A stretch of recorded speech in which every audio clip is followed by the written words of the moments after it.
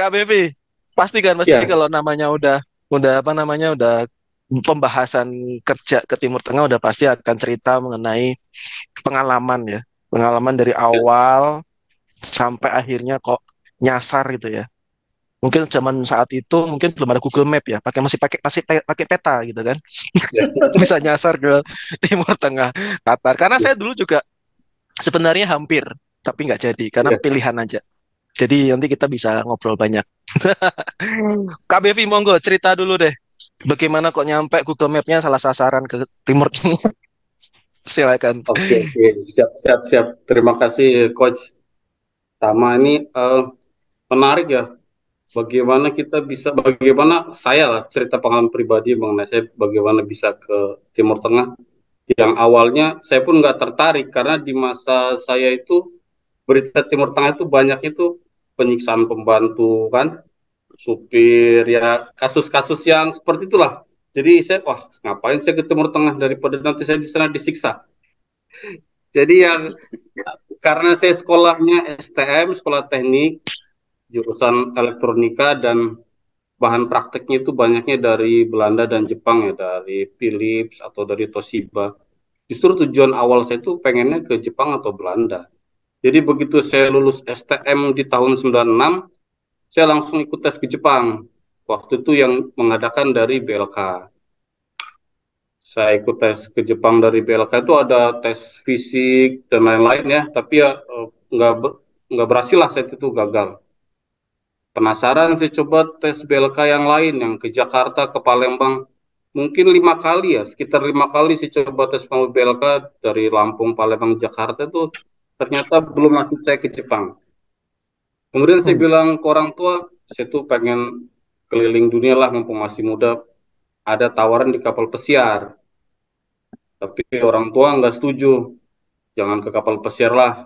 Mungkin pertimbangan orang tua juga khawatir, apa ya masih muda baru lulus STM, khawatir banyak godaannya. Jadi disuruhlah lanjut kuliah dulu. Nah, lanjut kuliah. Saat kuliah itu juga karena ya keterbatasan biaya lah dan juga memang nilai akademis yang pas-pasan. Jadi saya nggak masuk di kuliah negeri, masuknya di perguruan swasta. Tapi target saya, oke lah kita masuk swasta, tapi skill jangan kalah. Jadi walaupun saya di swasta, setiap tahun itu target saya harus ada pelatihan lah. Jadi pelatihan itu apakah dari BLK, dari Disnaker, mau yang gratis atau berbayar, saya ambil lah. Mulai dari otomotif, teknisi komputer, pengalasan, lain-lain. Selesai saya lulus kuliah itu, kemudian diterima kerja di Cilegon, di petrokimikal. Nah, di petrokimikal itu kan di perusahaan Jepang, itu di sana itu banyak ketemu teman-teman yang ke Qatar, yang ke Middle East, bukan hanya ke Qatar, ada yang ke Saudi, ke Oman, UAE, dan lainnya. Nah, di situ saya tanya, di Qatar itu sebagai apa? Nah, mereka cerita di Qatar itu dia dikasih fasilitas untuk perumahan gratis, kemudian tunjangan anak sekolah sampai SMA, sampai anak 4 itu ditanggung. Nah, saya tertarik lah. Jadi saya waktu itu masih baru kerja mungkin, baru lulus probation lah. 3 atau 4 bulan, saya ikut tes juga. Pengen tahu seperti apa sih tes ke Timur Tengah. Tapi saat itu Tahun karena berapa saya itu sadar diri, Kak Bevi? Sorry Kak ya, Bevi. Tahun berapa itu saat itu? itu tahun 2003. 2003. Ya, ya, Ya, ya, ya, ya, ya, ya. jadi saya Luar lulus biasa. ya. Tahun 2003 itu saya ikut tes itu targetnya sih bukan lulus, targetnya nyatet soal aja buat nambah wawasan. Jadi saya saat tes pertama itu yang bisa saya jawab, yang nggak bisa saya catat apa soalnya saya kumpulin saya catat. Tapi ternyata tes tulisnya lulus, langsung lanjut. Itu kan tahapannya sistem gugur ya. Pertama tes tulis itu ada tes tulis bahasa Inggris dasar, kemudian tes tulis teknis. Setelah itu lulus itu baru wawancara. Kalau yang nggak lulus tes tulis ya silakan disuruh pulang. Kalau yang lulus tes tulis untuk lanjut wawancara gitu, kita disuruh istirahat dulu, dikasih makan, ada kan di hotel pelaksananya. Hotel waktu itu di Le Méridien. Kadang ada juga di Ritz Carlton. Pokoknya di hotel-hotel mewah lah yang. makanannya enak-enak. Jadi ya, saya lulus pertama kali itu langsung lulus tes tulis dan wawancara. Begitu dilihat pengalamannya berapa lama, 6 bulan, 4 bulan, 5 bulan lah waktu itu sekitar. Jadi satu wawancara yang ditanya ke saya cuman what is your name, saya kasih tahu nama saya, udah tuh kelas go. Dia cuman pengalaman saya interview pertama kali itu cuma ditanya what is your name aja, udah itu disuruh pulang, suruh keluar karena pengalamannya nggak cukup kan. Nah, kemudian saya kumpulin catatan soal itu, ikut lagi tes berikutnya, kumpulkan lagi. Jadi saya juga nggak langsung lulus ya. Dan berbagai posisi yang saya coba, bukan hanya satu posisi, mulai dari engineer, supervisor, planner, sampai teknisi. Dan juga bukan hanya satu negara, saya coba ke Qatar, Saudi, ke Oman. Nah setelah 3 tahun, wah ini ada lagi bukaan. Cuman waktu itu karena tanggung bulan, dan uang pas-pasan, kata saya, wah udahlah lagi tanggung bulan ini, nggak usah berangkat lah. Tapi istri yang maksa, kata istri, udah berangkat aja nih, ada uang lah, kata istri. Dibayarin lah sama istri. Nah, pas saya berangkat itu udah kesiangan, karena kan kita biasa tes itu kan ada dua jenis ya, ada yang shortlisted, ada yang walk-in. Kalau yang shortlisted itu begitu ada lowongan kan, kita kirim CV, mereka sortir, kalau masuk kualifikasi langsung dikirim email undangan, ditentukan jadwalnya. Kalau yang walk-in ini nasib-nasiban, tahu ada info lowongan atau rekrutmen campaign di hotel mana, kan biasanya menyebar tuh, saling informasikan di teman-teman. Yang walk-in itu datang aja, tapi ya nasib-nasiban, kalau datangnya dia pagi bisa dikasih tempat, kalau datangnya kesiangan ya biasanya pulang lagi. Nah saya saat itu kesiangan datangnya, udahlah berangkat terlambat, kemudian bis juga yang dari Cilegon ke Jakarta itu kenapa penuh semua. Nah, ada teman dari perusahaan lain yang mau tes ke sana juga bawa mobil dengan rombongan lah. Nah, saya diajak ke sana.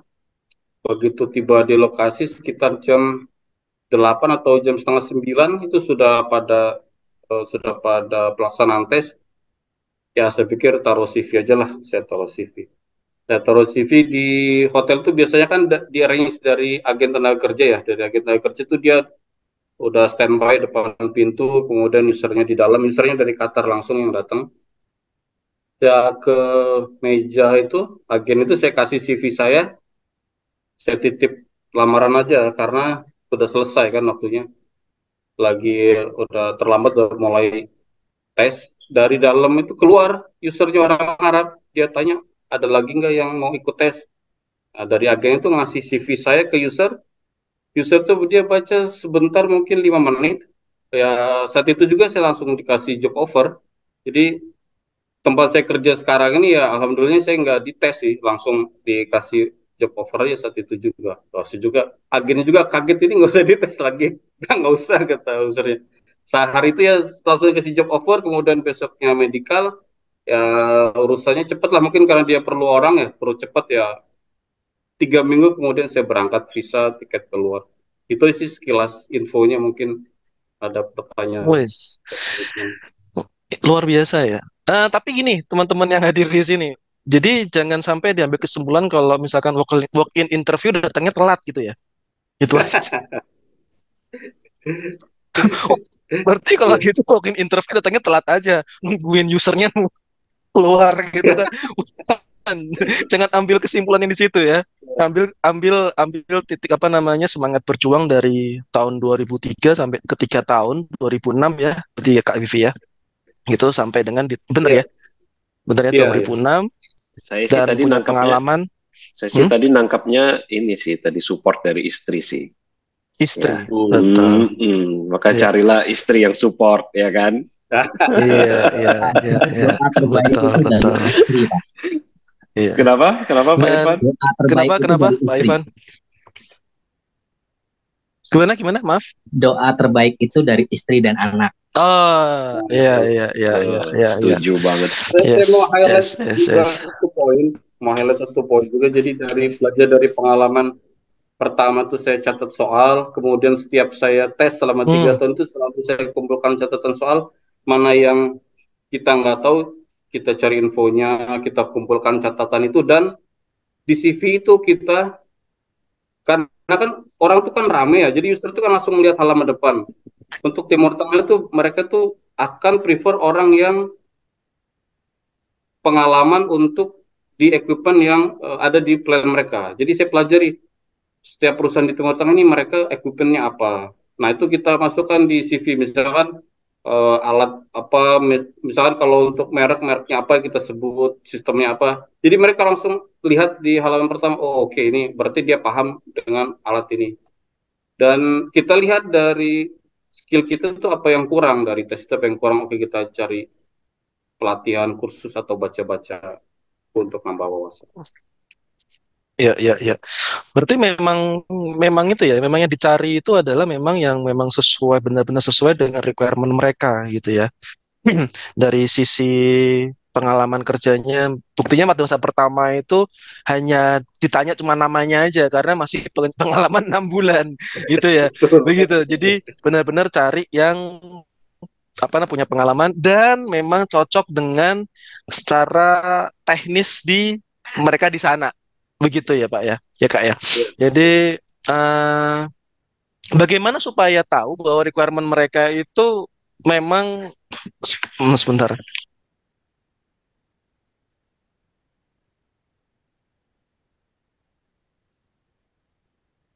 Jadi supaya supaya apa ya? Jadi pembelajaran buat kita juga bagaimana bisa melihat dengan cermat bahwa yang mereka butuhkan itu apa? Itu Kak Bevi. Apakah memang di requirement tersebut memang dijelaskan secara detail bahwa harus menguasai mesin ini, teknis ini dan sebagainya? Gimana Kak Bevi? Nah, ya itu dia. Kalau untuk di lowongan pekerjaan itu mereka nggak akan sebut spesifik ya. Secara general aja pasti, misalkan untuk lowongan ini, ya secara general job desk saja. Tapi kita yang harus survei, kita harus survei. Ini company ini, perusahaan ini apa industrinya, apa produknya.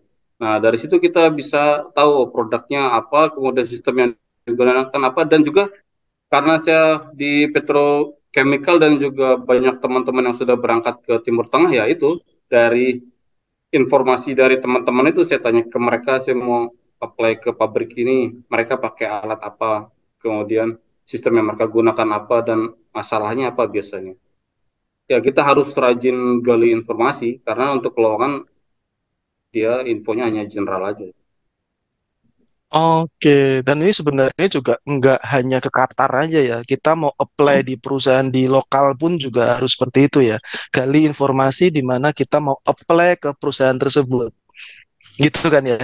Pada dasarnya itu Ya, general banget gitu kan. Nggak cuma ke Qatar kita harus gali informasi dan tapi kita apply kemana aja di Indonesia di perusahaan apapun mau kita apply kita harus gali dulu bahwa perusahaan tersebut bergerak di bidang apa, bagaimana bisnis prosesnya, jaringannya kemana aja begitu ya Pak ya. Kalau ya, memang misalnya di SCM-nya gitu, kalau Bapak kalau KBV kan lebih ke technical di machinery gitu kan ya. Jadi harus ya. cari dan ternyata memang harus punya apa ya?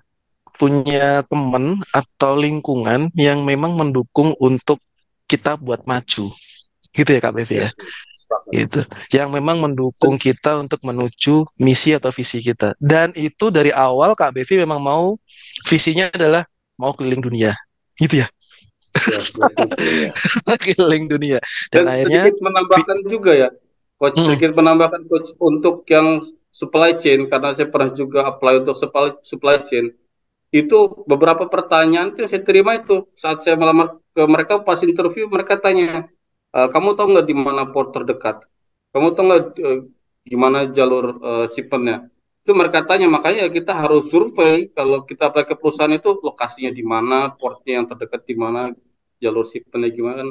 Ya itu harus survei sih emang kalau mau berhasil, nggak cuman kirim lamaran aja. nah inilah.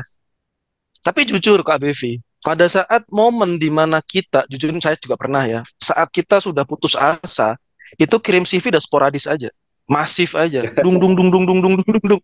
Yang penting nyangkut dulu, setelah nyangkut baru gali informasi. Begitu. Tetapi setidaknya pada saat kita tahu apa yang kita apply, itu requirement-nya apa dan bidangnya apa, begitu ya. Oh, ini udah ada ininya ya. Oke, luar biasa ini.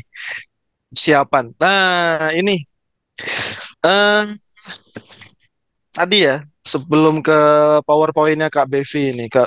Ini Kak Bevi atau Pak Aceh nih yang sebagai controller nih? Pak Aji. Atau mau Oh ya dikontrol Pak sama Aceh. Kak Bevi aja, nggak apa-apa saya aja ya. Kak Bevi. Gak apa-apa, silakan aja. Iya, iya. Silakan. Oke, Oh, sip. oke, oke, oke. Oke, sebelum ke sini ya, ini menarik banget ini persiapan karir ke Timur Tengah. Tadi persiapan di awalnya udah jelas ya. Yang pertama memang jelas bahwa semangatnya tuh harus benar-benar lempeng dulu nih. Yakin harus mau ke mau ke keliling dunia kan gitu. Walaupun nanti akhirnya Google Map-nya ngarahinnya ke Timur Tengah gitu kan. Walaupun walaupun memang secara kondisi pada saat tahun tersebut saya ngalamin juga Kak Bevi. Memang isu-isu negatif itu lebih santer terdengar daripada isu positif di mana TKI itu datang bawa uang banyak.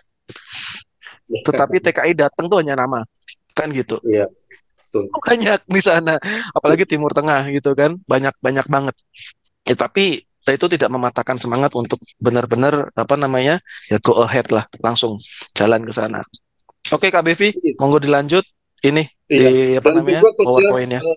saya itu ini ya, bukan beberapa, sering kali lah orang yang pengen keluar negeri, begitu saya tanya, Pak saya pengen keluar negeri, oh oke, bagus, sudah coba kemana aja, coba ke sini, berapa kali cobanya? Sekali tapi lama sekali. Waduh, kata saya, kamu cobanya sekali udah berhenti, saya cobanya berapa puluh kali, mulai dari saya STM ke coba berbagai BLK, kemudian ke Middle East pun itu saya tes itu rata-rata setahun 6-8 kali, dan selama 3 tahun mungkin ya 30-an Wow. kali. Dan itu pun saya kumpulkan catatan, nggak langsung. Mungkin orang dengernya, wah enak Pak, itu begitu tes terakhir nggak dites langsung dikasih job offer. Ya enaknya sih, alhamdulillah, mungkin emang itu memang rezeki dari Allah. Cuman ya kita udah persiapkan kan, mulai dari skill, dari CV, apa yang mau kita siapkan, perusahaan apa kita survei. Dan memang ya alhamdulillah sih rezeki, dan saya pun saat itu juga saya tolak karena waktu saya dikasih job offer itu langsung diterima, saya nggak langsung saya terima, kata saya posisi ini nggak mau. Karena kan saya ditawarkan untuk elektrikal. Kata saya nggak mau elektrikal, saya mau instrumen. Oh dia kan kaget, loh kamu sombong amat, sudah diterima malah nolak. Kata saya nggak mau posisi elektrikal, kata saya, karena kalau instrumen itu lebih lebih apa ya, pekerjaannya kalau buat saya lebih bisa dihandle sendiri. Kalau elektrikal kan kita harus tim, dan juga risikonya lebih tinggi ya karena kan di tegangan tinggi. Kalau instrumen itu paling hanya tegangan 24 volt DC, ya inilah lebih Ya, ya, ya. ringan juga dari tool-toolnya. Jadi ya, Ya. besoknya itu saya datang lagi sih. Besoknya itu saya datang lagi untuk ikut tes, dan saat itu 100 soal itu dia kaget karena 100 soal itu saya hanya salah 3. Hmm. Kenapa hanya salah 3? Karena dari 100 soal itu soal sama persis yang saya terima 3 tahun yang lalu saat saya pertama kali tes.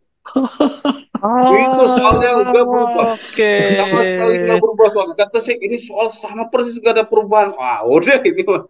Bener-bener sama persis soalnya. Nah, begitu saya hanya salah 3, itu kan saya kasih bocoran ke teman. Begitu dia tes lagi tahun berikutnya, kata dia, soalnya udah diganti total. Katanya. Sudah dirubah. Jadi sebenarnya sekuensisnya 3 tahun sekali, Pak. Soalnya Iya, sama tuh 3 tahun sekali gitu. Kalau tahun depan udah pasti nanti itu harusnya yang 3 tahun kemarin itu yang sama. Sekuensinya 3 tahun sekali. Tapi Sama benar, tapi seperti tes itu, Pak Tama. Seperti orang gimana Pak? anak-anak tes sekolah ya. Itu tuh Itu ya masuk soal-soal perguruan kalau tinggi mereka ya. lagi sama ini kompetisi Olimpiade itu secara berkala itu soal-soal itu pasti ada yang sama gitu loh. Ya, Itu ya, maka ya, ya, mereka ya. harus banyak membaca dan mempelajari soal-soal dari sekian banyak gitu. Yes, Iya, yes, yes, yes, dan yes, yes. pengalaman saya di 5 negara Timur Tengah itu, kalau kita apply posisi yang sama, 70-80% itu topiknya bakalan sama.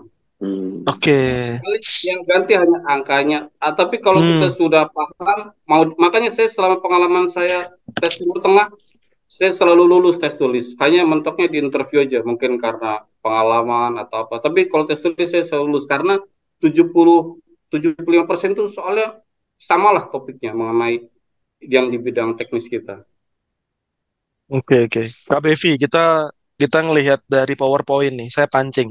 Tadi tiga hal yang ini yang ditampilkan oleh Pak Aceh ini, basic skill, practice sama practice with a partner. Itu sebenarnya udah dibahas di awal tadi. Basic skill Oh, memang skillnya memang harus sesuai sama requirement-nya mereka. Satu. Practice. iya. Practice-nya nggak cuma practice untuk mengembangkan basic skill-nya aja, tapi practice untuk selalu ikut kesempatan-kesempatan itu. Dan memang harus di collect datanya gitu kan. Siapa tahu gitu kan, siapa tahu dan untuk perbaikan diri gitu kan. Nah, itu namanya improvement diri kan gitu. Luar biasa. Practice with a partner lah. Practice with a partner ini kayaknya agak belum disinggung sama Kak Bevi ini. Apa yang menonjol di practice with partner oleh Kak Bevi? Begini coach, jadi saya tuh kan heran, saya tuh selalu lulus tes interview, selalu lulus tes tulis, tapi interview kenapa selalu gagal ya? Kemudian saya tanya ke teman, saya tanya ke istri, saya tanya ke rekan senior, saya latihan interview dalam bahasa Inggris, terus mereka kasih masukan, kata mereka, kamu tuh waktu menjelaskannya muter-muter, tujuannya sama tapi berulang-ulang, ngomongnya muter-muter, dan kemudian saat pengucapan itu nggak jelas pengucapannya. Jadi kedengarannya kayak seperti gremeng atau gumam kayak gitulah. Jadi harus latihan. Mungkin karena saya semangat, jadi saya tuh kebiasaannya ngomong cepat ya. Jadi biasanya tuh ngomong cepat. Jadi ya itu karena mungkin terlalu cepat saat bicara, jadi nggak jelas yang saya omongin itu apa. Jadi banyak yang kasih masukan santai aja, pelan ke poinnya, nggak usah terlalu berulang-ulang dan ya pengucapannya jelas itu aja sih. Praktisnya dengan istri. Dengan istri, dengan teman. Berarti kayaknya tulisannya Pak Aceh salah. Practice with wife. Itu bukan gue yang tulis. Ini Oh PowerPoint dari gitu. Kak. Ini PowerPoint dari Kak Bevi. Ada Kak Bevi. Iya, gue cuman operator. Malam ini gue tuh operator pokoknya. Bener-bener. Aduh. Jadi benar-benar ya siapapun partner kita ambil manfaatnya untuk kita apa namanya jadi katalisator lah ya, katalisator untuk kita apa namanya mencapai tujuan kita gitu. Tapi juga tidak apa namanya tidak merendahkan orang yang menjadi katalisator kita itu. Kan biasanya kan begitu ya orang-orang itu ya. Habis manis sepah dibuang. Biasanya kata-katanya seperti itu. Wah, lu udah sukses gara-gara gua, lu lupa sekarang sama gua kan gitu biasanya orang-orang gitu ya. Nah, itu juga harap diperhatikan gitu juga. Oke, KBV luar biasa. Jadi memang benar-benar praktis ini cari apa kelemahan kita. Saya ambil garis apa namanya poin-poin yang itunya. Cari kelemahan kita dan kita gali bersama dengan partner-partner atau teman-teman atau istri yang ya practice doing gitu kan ya. Karena bener banget Kak Bevi. Segitiga piramid itu piramid learning itu 90% ilmu yang nempel di memori kita itu karena practice doing 90% gitu. Jadi practice gitu. Setuju banget. Kak Bevi luar biasa. Yuk Pak Aceh slide. Nah, monggo Kak Bevi. Bisa kembali ke slide sebelumnya. Oh siap. Ya, saya mulai. Ini ada 3-4 slide mungkin saya coba share dulu sebentar ya, Coach dan teman-teman yang lain. Ya. Bismillahirrahmanirrahim. Yeah, thank you to all participants today. I would like to share a bit of my presentation in English. As I mentioned earlier, not because I'm good at English, but I would rather to practicing my English. Because starting from day one, since you are decided you want to go to overseas, you want to find a job to overseas, then you have to learn English, to practice, and to get used to speaking English. Just I want to tell you one story. When I joined in my recent company, I have team from other country. Well, let's say from India. Is my as a helper or contractor. We are work in the field. It is not necessarily to be perfect in English. We just need simple communication to understand each other. So what he said to me one time when he looking for me, and he said, "Sir, me coming, you not here. Me here, you there. Me there, you here. So, sir, please." So just that's the sample, just only for the simple English, but because of that, he can work overseas. When I ask him, "What is your experience?" He worked in Iraq, he worked in Syria, he worked in Yemen. Only for that very basic English. So yeah, my point is, don't be afraid. Okay, maybe people around you, maybe they love, what is that English? You are not like a British. No problem. Who cares? It's not the British or American. Even like you said also from other country, their English is also not that good, but they can reach Yeah. up to the good career. So Very yeah, agree. just Then this is very true, yeah, because language is not about right or wrong. Language is about how you convey, how you communicate, right? So me not here, you there, I'm here. That's if everybody understand that, that's a language, right? That's already you have communicate. Very good, Kak Bevi. yeah, because we are not working in the university, not in the academic institution. We are working in the field, in the manufacturing, Yeah. inside. So just at least we have like basic English. So that's why here my first slide, our preparation for the language. What is the for basic skill, and we are practicing our English by ourselves or with a partner. So keep practicing. Just so you have not feel shy, or you get used to speaking English. Okay, next slide, Paji. Sorry, We go gue to next slide. gue saking terkesimanya nih sama bahasa Inggris nih, Pak Bevi. Okay, continue. Okay, yeah. So after we have this basic preparation for the basic English, then we start do mapping. We need to see ourselves, what is our weakness, what is the strength. Because when we apply to overseas, the competition is become more, not only from our Indonesian colleague, but also from other country. So apply to the position that you feel you are strong at it. So here, for example, what I'm doing in maintenance, I have, in Indonesia, we are doing so many things. For me, in maintenance, I'm working in the field and also in the office. So, for example, for maintenance, I'm working in electrical instrument. I'm looking for the position. What is the best position I apply?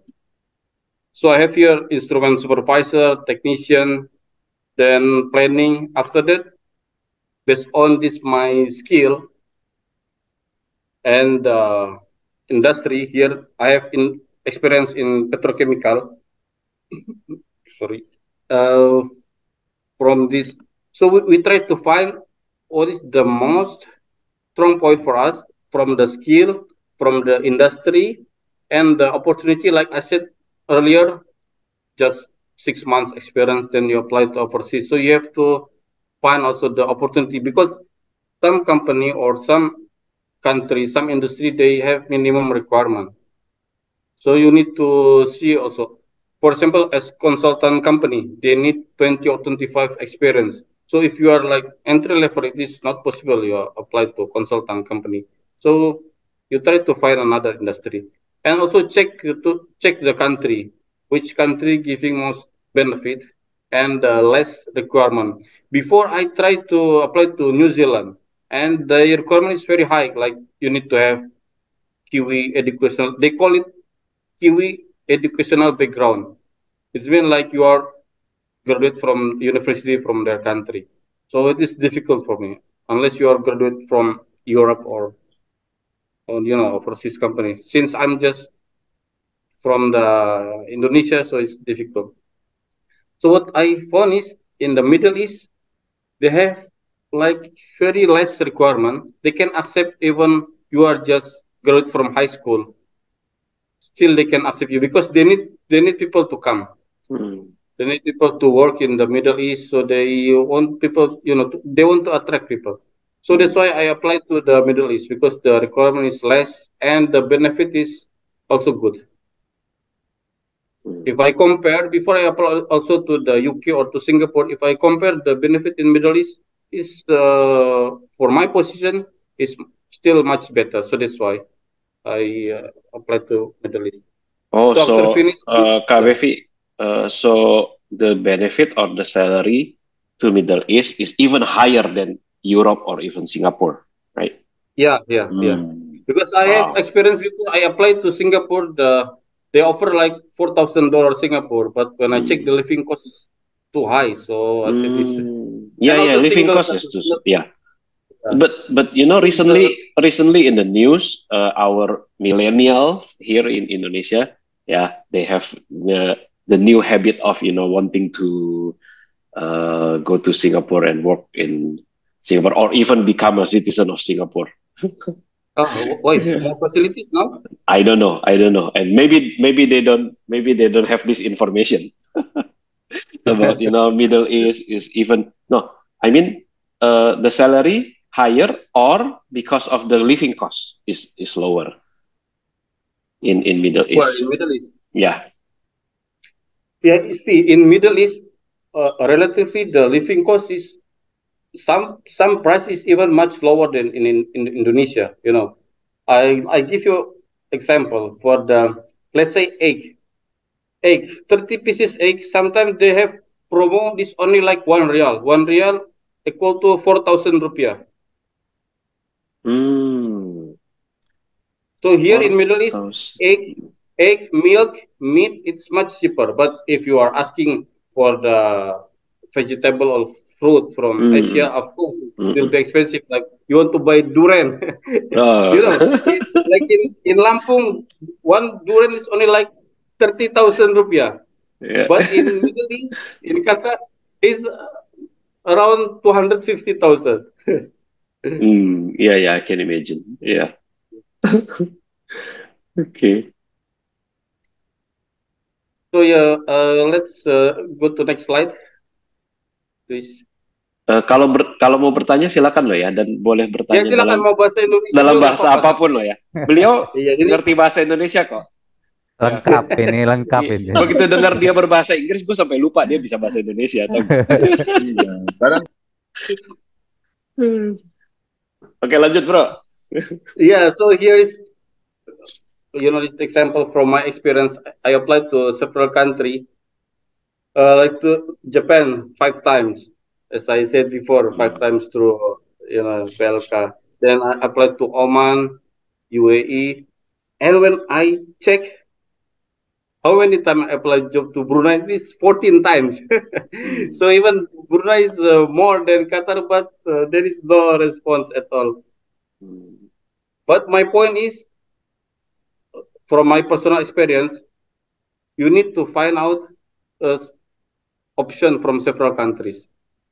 Not only stick to one country. Maybe that's not your, what you call this. You're not what I mean is your position is in another country actually. So really, I want to work in Japan or Brunei, but now I'm in Qatar. So after I tried several countries, and the good thing is you can learn. Okay, so you know what is you can use as the benchmark. Okay, when you apply to Brunei, you make survey, you search what is the living cost and everything. So from this slide, I think we can see it from two different angle, right? One angle you can say, okay, this is a failure, right? You're going to you done your test to Brunei 14 times and you fail, right? Yeah. We can see it. Yeah, some people can see it from that angle, or you can see it from a learning angle, right?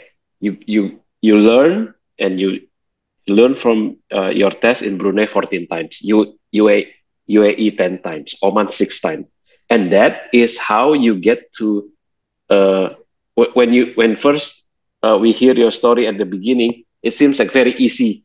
I mean, when you enter the Qatar, and not probably, this is why, right? This is why it seems like very easy for you to enter the Qatar because of this. So many times you have apa namanya berusaha, ya kan? Usahanya, ini usahanya gitu loh, ya kan? Ini tuh usahanya, ini tuh bukan kegagalannya. Ya, oke, continue in English.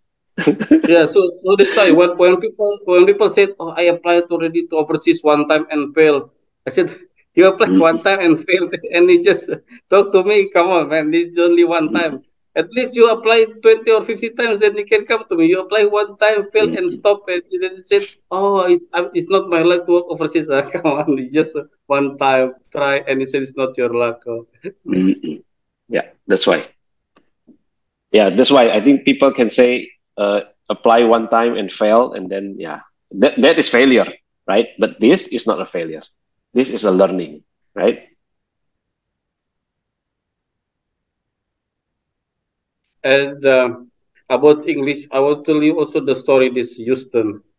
One time I apply one oil company in Houston, and at that time, during the interview, I'm totally not understand what they are talking. It's just like you are watching like cowboy movie. You just, oh my God, what they said, I don't understand at all. It's like when you see this cowboy movie, I don't know where is the stop, where is the, I don't know, I don't even know what they are asking. And I asked several times, 3-4 times. I asked them to repeat the question. Then after that, I give up. I don't know what to do with the question. So that's why still I want to practicing my English, because it's like never stop learning. You will meet so many people. You have to learn new things. So yeah, just always practice. Okay, go to the next slide, please. So now, yeah, we are talking now about Qatar. Qatar is a small country. Now, I think I remember last month, I'm checking the population in Qatar, 2.8 million. 2.8 million from local citizen itself, for the Qatari, 500,000. India, 800,000. So even India is more population than the local citizen. Yeah, compared with Qatari. And next, Arab, this Arab population after the Philippines. Indonesia, 20,000. So much less than India. Even Philippines, 300,000. Philippines, 300,000. Indonesia, 20,000. So that's why in LinkedIn or any other channels, I always try to encourage the young people or to the professional who want to work to Qatar, because really we are very less, 20,000. And from this 20,000, how many people work as a professional in oil and gas or petrochemical or in the top company? Around 5,000 or 6,000 maximum. And the rest, like 50,000, work as the, in the labor, contractor, or housemate, something like that. So even for the professional itself, it's very less. Yeah, so that's why really I want to encourage from the young people, if they want to go to overseas, not only to Qatar, to other country as a professional, because if you compare also the salary, we are doing the same job like in Indonesia and in Qatar, but the salary is much different. For example, as the technician for the experienced technician in Indonesia, maybe maximum 8 million, 10 million, or if you are in oil company, maybe 15 million. But in Qatar, you can get around 40, 45, or 50 maximum, 50 million. And it is tax-free. Yeah, 3 to 4 times bigger, right? Yeah, 3-4 times bigger, tax-free. They provide you accommodation for the family, school, and also for the working hours. Like, in Indonesia, so many of my friends, they want to do overtime because they need more income. But in Qatar, we have become relax more time for family. For example, for me, I'm working from 6:30 up to 2:30. This normal time. But in the Ramadan, only half days, only from 6:30 to 11:30. So the rest of the day, we have plenty of time to enjoy with family or with the community. Tuh, How to apply udah waktunya lebih sedikit, uangnya 3-4 kali lebih banyak gitu ya. ya Oke. banyak waktu luang. Yo, silakan bro. Ya, lanjut. So yeah, here's some example how to apply job to Qatar. In Qatar or Middle East in general, there are private company and government company. Mostly in government company, they give more benefits and more facility compared with private company. Jadi kalau di Qatar atau di Middle East itu perusahaan swasta dan perusahaan pemerintah. Perusahaan pemerintah itu dia ngasih gaji dan benefitnya umumnya lebih besar daripada swasta.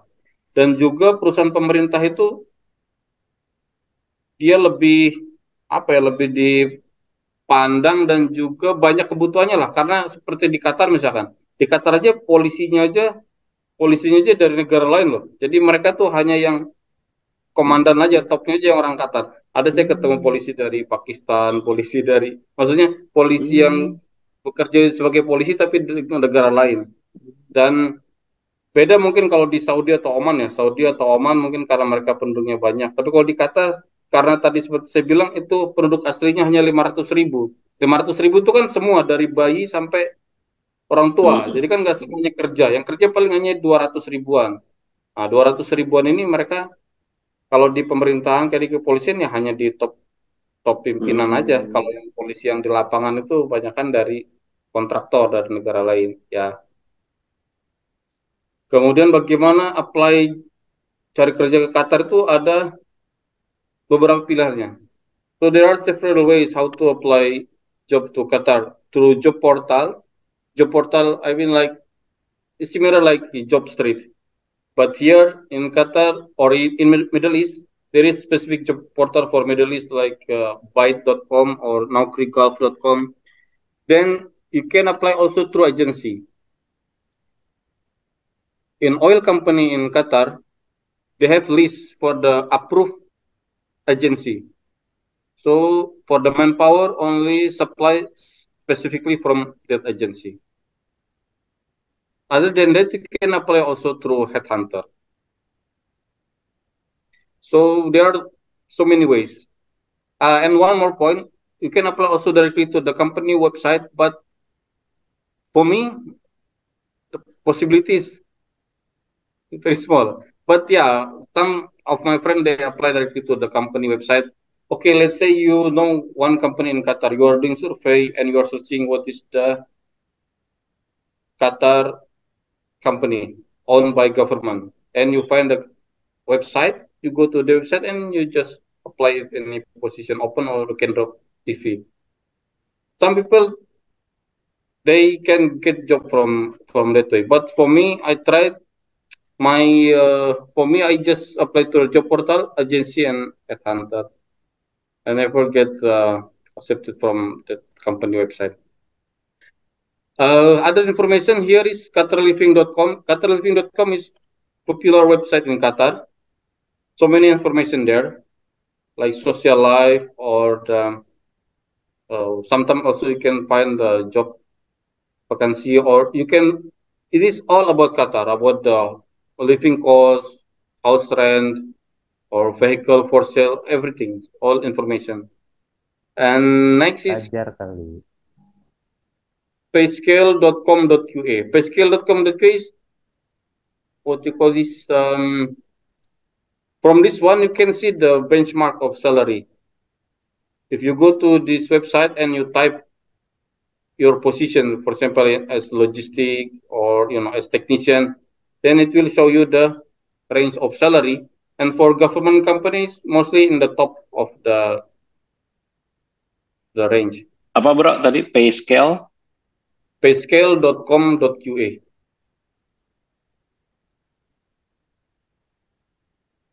Gini ya. Enggak, ini belum, ini nggak share ya? Nggak share ya? Bentar, Belum Enggak, Pak. Nggak share screen. Enggak muncul. Sorry. Sorry.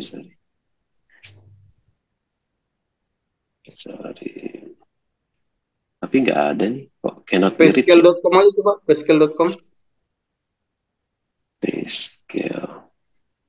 Oh, atau payscale dot ini ada yang Kanada. Payscale.com aja juga, payscale.com.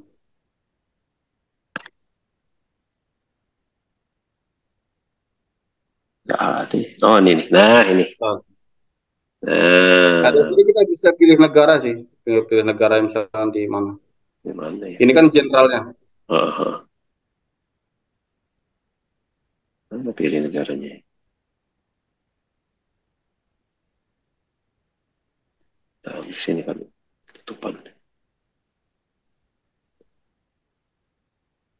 Apa harus login dulu? Enggak login, ini free. Tapi ini lebih ke itu ya, salary ya. Ya, ini hanya salary. Kita pengen tahu range salary-nya. Misalnya kita play posisi apa nih? Berapa range salary-nya? Jadi nggak termasuk dengan benefit yang lainnya gitu ya? Enggak. Kalau untuk yang, nah ini misalkan kayak, nanti dia kasih coba ke atas lagi bro. Hop, bawah lagi sedikit. Bawah. Nah nih, di sini dia kasihnya, misalkan kita ketik teknisi, dia dikasih range segini nih. Nah kalau yang untuk oil company itu biasanya dia di topnya, misalkan ini kan 54 sampai 97. Kalau yang government company itu dia dimaksimalin di 97 ini. Kalau yang government company dia selalu ngasih berdasarkan offer yang saya terima, saya compare ke payscale.com ini dia cukup mendekati angkanya dan dia ada di posisi top. Kalau yang di government company tulis. Oke. Ini soalnya masalah gaji nih gue langsung tertarik ya kan. Langsung aja. Kita kerja jauh-jauh keluar negeri. Iya dong. Langsung. Tapi ini hanya untuk yang di luar negeri ya. Di Indonesia, untuk Indonesia nggak masuk ke sini juga ya. Ada pilihan negaranya sih. Saya tapi nggak cek gaji Indonesia di sini. Saya ceknya ini Middle East di Qatar, di Oman. Indonesia ada itu, ada juga Payscale Indonesia. Coba kita ngintip gajinya Pak Tama yuk. Oh ini adanya country itu. Iya. Ya kan? Country. Tapi kok country-nya all ya? School degree city. Country bawah. Oh ini sebelahnya ini Qatar ya tadi ya. Nggak jadi deh lihat itu. Lihat gajinya Pak Tama nggak jadi. Lihat gajinya Kak Bevi aja kita. Nah ini ya. Enter job title ya. Apa job title? Apa ya misalnya? Di atas juga bisa langsung itu bro. Di atas itu kan ada enter job title. Kok hilang? Procurement deh. Technician misalkan. Procurement. Procurement. Dikatur sebagai procurement. Iya langsung aja lah. Nah ini ya. Ini maksudnya ya. Ya kurang, ya kira-kira itu. Coba lihat salaries-nya. Tapi ini average ini. Ini average. Nah itu salaries. Iya kecil ini Maya. Nih. Oh, berapa tuh? Kurs berapa sih? Real lu berapa sih Kak Bevi? 1 real 4.000. 4.000. Kali 4 nih berapa? 2 kali 4 6 ya. 60 juta. Ya.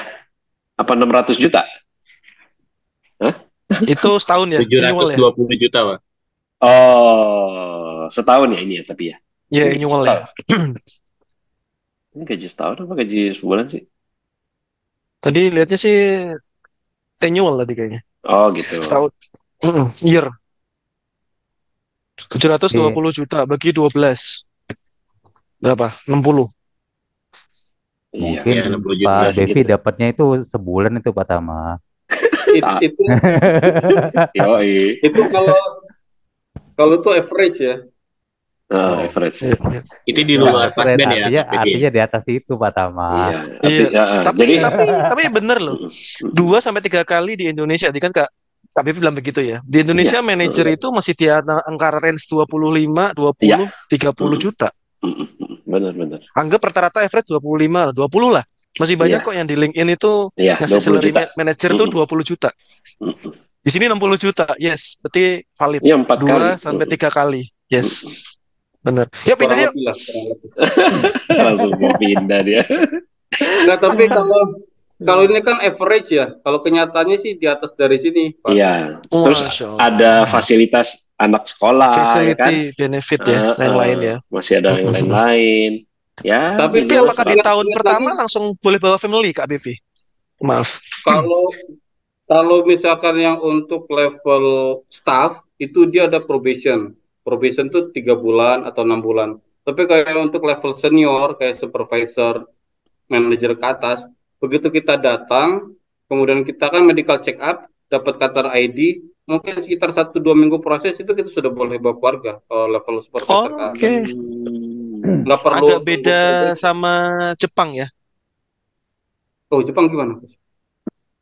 Nah, Jepang itu harus sampai setahun kalau nggak salah, walaupun di level-level yang udah senior. Gak tahu ya. Oh, oke. Ini pengalaman pribadi sih. Gitu. Tapi kalau Iya. sekarang saya nggak tahu bagaimana put itu ya. Jadi enak ya. Lebih itu ya. Makanya tadi saya menarik banget tuh. Bekerjanya benar-benar bahkan nggak sampai 8 jam kerja. Bener nggak ya? Iya kan? Nggak sampai 8 jam kan pada saat Ramadan bahkan sampai cuma 3 jam kerja aja gitu. Kalau nggak salah 3 atau 4 jam kerja aja gitu. Dan Iya, sisanya kurang lebih 4 benar-benar jam. buat family gitu ya. Iya. Bener-bener family semua gitu, dan untuk ibadah Ramadan gitu. Luar biasa. Pak Yudi kapan mau daftar Pak Yudi? Gerah ini tanya Pak Bevi nih kelihatannya. Mungkin butuh warehouse manager. Warehouse manajernya kayak ada tuh Pak. Kak Bevi itu mungkin butuh warehouse manager untuk oil and gas. Oke, please continue.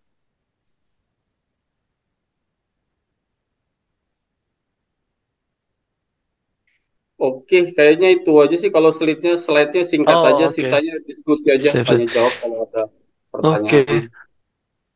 Ya, kita ke ini aja Pak Tama, ke ini, ke kolom chat nih. Oh, kolom chat. Oh, Sebenarnya kolom sih chat. kita karena ngobrol ya, podcast ya. Podcast sebenarnya nggak ada kolom chat, teman-teman. Podcast itu raise hand, ngobrol, Ya, open betul, cam, betul. Nggak apa-apa, open mic. nggak apa-apa. Yang nanya kita panggil, Oke. ya kan? Oke. Iya. Oke, ini udah nih dari atas aja nih. Ya. Oke. Pak Gede, oh ini itu Pak Mada. Yo. Pak Mada. Pak Mada, monggo Pak Mada. Ada yang mau tanyain nggak? Maintenance laku ya. Pak Mada tuh orang supply chain, laku nggak kira-kira? Kak Bevi di Qatar, di Middle East. Malam semua Bapak-bapak sekalian. Silakan Pak. Bevi sering interaksi di LinkedIn, cuma baru lihat malam ini Pak. Iya, saya followernya. Nah, basic saya sih di retail, cuma memang pegang di maintenance-nya. Nah, saya lihat sih memang dulu kakak kelas pernah juga di Qatar sih, cuma di selam bersih apa di mana ya, di oil and gas juga. Cuma sih memang sih ketertarikan itu ya berbanding, saya pikir dulu juga jauh dengan keluarga dan sebagainya, pertimbangan itu. Cuma saya juga baru tahu, oh ternyata juga lebih dimudahkan lagi gitu dengan urean-urean ini. Cuma kayaknya umur saya ini udah telat ya Pak ya. Mulai. Umur berapa Pak? 40 Pak. Kalau teman saya procurement yang join 2 tahun lalu dia umur 51 Pak. Oh gitu. Nah lo.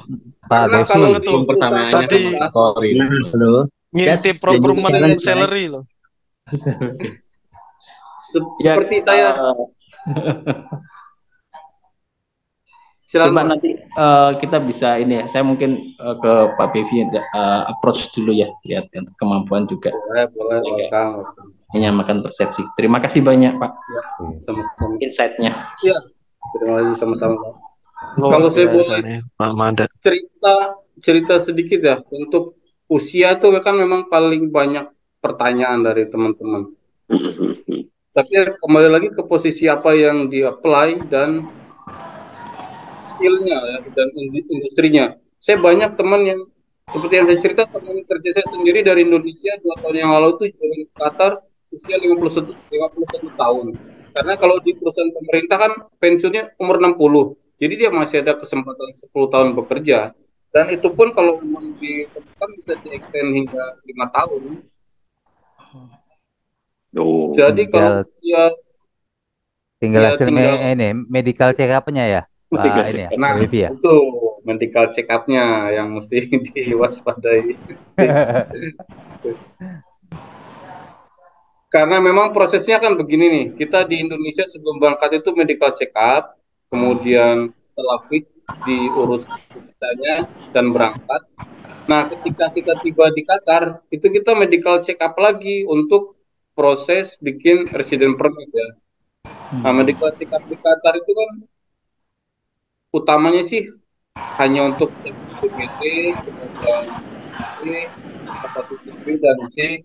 Cuman ada banyak kejadian itu teman-teman yang di Indonesia yang dulunya pernah TBC 10 atau 15 tahun yang lalu kan sudah sembuh. Begitu di Qatar ternyata kan ada TBC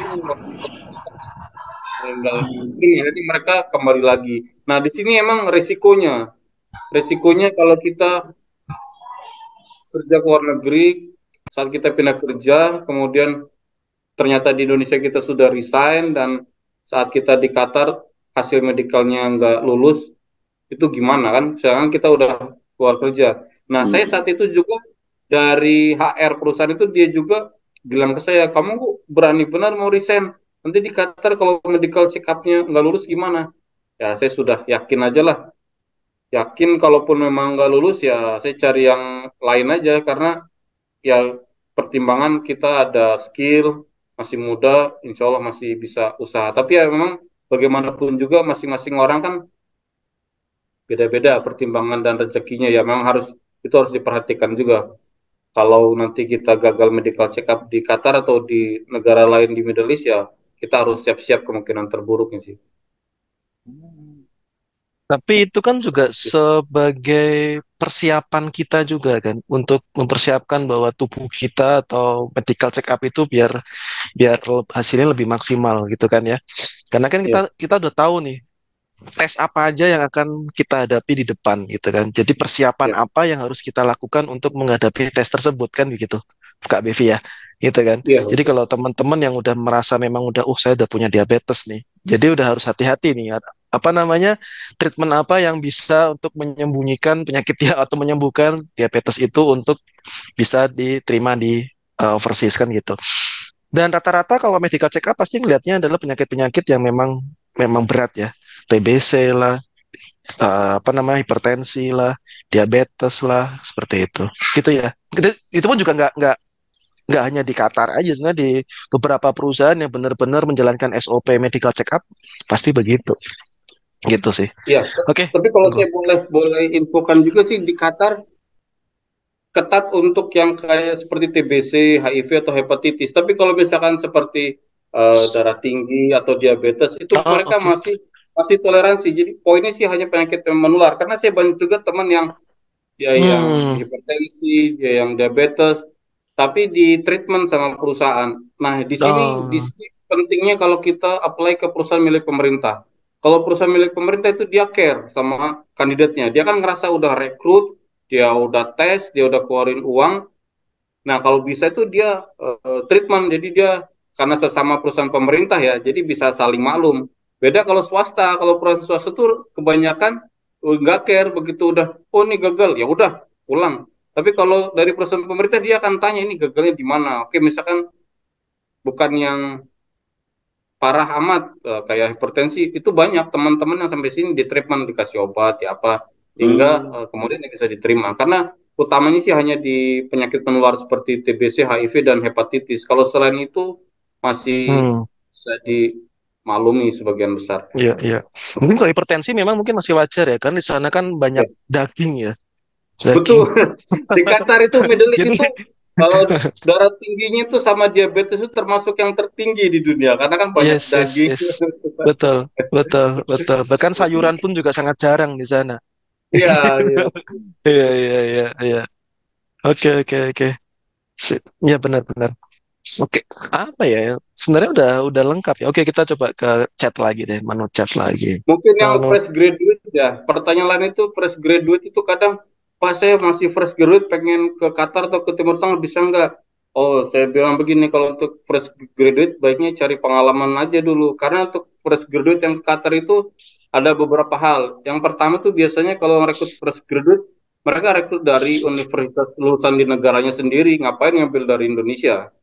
Kemudian yang kedua itu selain mereka ngambil dari negaranya sendiri, bisa juga fresh graduate tapi kita apply beasiswa ke Qatar atau ke negara Timur Hmm, Tengah, apply hmm, beasiswa, hmm, nanti hmm, bisa hmm, nanti terima kerja. hmm, hmm, Cara hmm, lain, hmm. cara lainnya ada hubungan keluarga seperti saya nih, saya nanti bisa untuk anaknya dimasukkan ke ya seperti perusahaan pemerintah kita di Indonesia lah, anaknya bisa dimasukin ke perusahaan tempat kita kerja kalau orang tuanya pensiun atau misalkan mau untuk magang. Banyak sih anak-anak Indonesia yang masuk ke perusahaan tempat orang tuanya kerja. Jadi karena memang dibolehkan di perusahaan pemerintah. Oke, Itu oke. sih untuk. Sip. Pak Ahmad Silakan Fairuz, Pak. monggo. Silakan, Pak Ahmad Fairuz. Selamat malam Pak Bevi, Bapak-Bapak sekalian. Izin perkenalkan diri dulu. Nama saya Ahmad Fairuz. Background saya dari logistik, kebetulan di upstream oil and gas. Eh, bisa senang banget nih bisa apa namanya nyapa Pak Bevi langsung. Sebelumnya saya kontak lewat LinkedIn Pak Bevi yang Oh, oh sebelum iya. tanya-tanya. Iya, Ya, saya ada beberapa pertanyaan nih, izin karena kebetulan silakan. lagi proses yang ya moga-moga bermanfaat juga buat rekan-rekan. Yang pertama, saya mau tanya tentang kontrak type ya. Yang saya tahu tuh kontrak type itu ada beberapa ya. Yang pertama indefinite kontrak, yang kedua ya mungkin definite kontrak ya. Terus saya juga sering dengar tuh direct hire gitu. Mungkin Pak Bivi bisa share bedanya itu. Eh, terus juga mungkin iklim ketenaga kerjaan di sana seperti apa sih? Apakah cukup secure gitu ya untuk kita?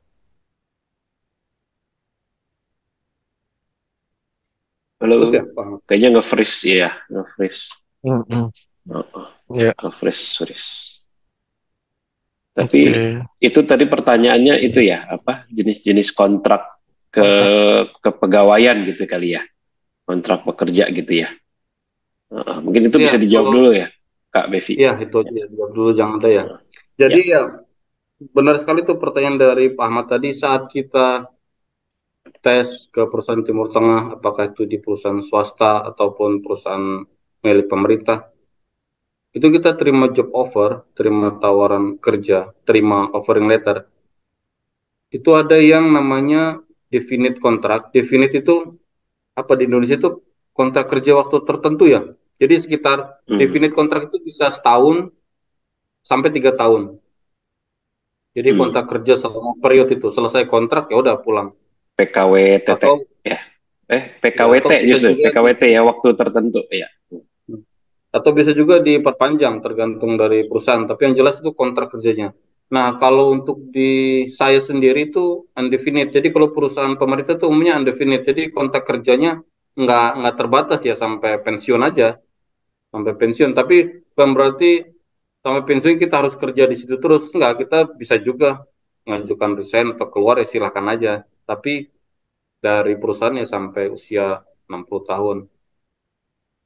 Nah, selain itu karena saya kerjanya di perusahaan milik pemerintah, ada lagi yang boleh dibilang kelemahannya mungkin ya. Kalau di swasta kan kita bebas tuh, mau pindah-pindah kerja, selesai kontrak setahun atau apa kita apply kemana. Kalau di Indonesia, kalau di Qatar misalkan saya di perusahaan milik pemerintah, saya nggak bisa pindah kerja. Saya sudah kerja di sini aja. Kalau saya misalkan resign, saya nggak boleh pindah ke perusahaan lain di Qatar, saya harus keluar. Jadi kalau untuk di perusahaan pemerintah ya mungkin kelemahannya itu aja kita nggak bisa pindah-pindah kerja. Nah, kalau yang untuk iklim kerjanya yang ditanya tadi iklim kerja sih, iklim kerja kalau untuk di perusahaan pemerintah yang saya alami ya santai-santai aja sih, biasa aja sama seperti di Indonesia kurang lebih di perusahaan pemerintah Indonesia ya maksudnya. Jadi ya nggak begitu ada yang berbeda atau spesial ya seperti kerja umumnya aja biasa. Hanya untuk hari kerja ya biasanya kalau untuk perusahaan pemerintah kan dia hari Minggu sampai hari Kamis. Kalau untuk swasta itu biasanya ini kan 5 hari kerja. Kalau untuk di swasta itu biasanya 6 hari kerja. Jadi liburnya hanya hari Jumat. Kalau swasta biasanya dia dari hari Sabtu sampai hari Kamis liburnya hanya 1 hari, hanya hari Jumat. Umumnya seperti itu. Kalau pemerintahan 5 hari kerja. Mungkin itu ya yang bisa dijawab. Atau Kalau kalau di ada. kalau di sana tuh bahasa pengantar sehari-hari bekerja itu apa sih, Kak Bevi? Bahasa Arab atau bahasa Inggris? Nah itu juga saya pikir dulu tuh awalnya. Saya ini mau kerja di Arab ini saya mesti bisa bahasa Arab atau bahasa Inggris ya. Nah ternyata di sini tuh bahasa Inggris dan juga bahasa Inggrisnya seperti tadi yang saya cerita tuh cukup simpel. Jadi nggak perlu persyaratan harus TOEFL TOEFL skor nggak? sekian gitu. Mereka nggak minta persyaratan TOEFL asal komunikasi ngobrol ngerti udah.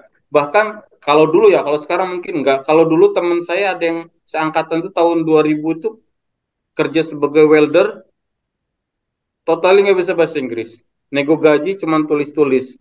Jadi sampai bahasa Inggris ya di Qatar. Mungkin karena welder nggak perlu banyak komunikasi bahasa Inggris atau asal kasih drawing, kan teknikal kan ngerti.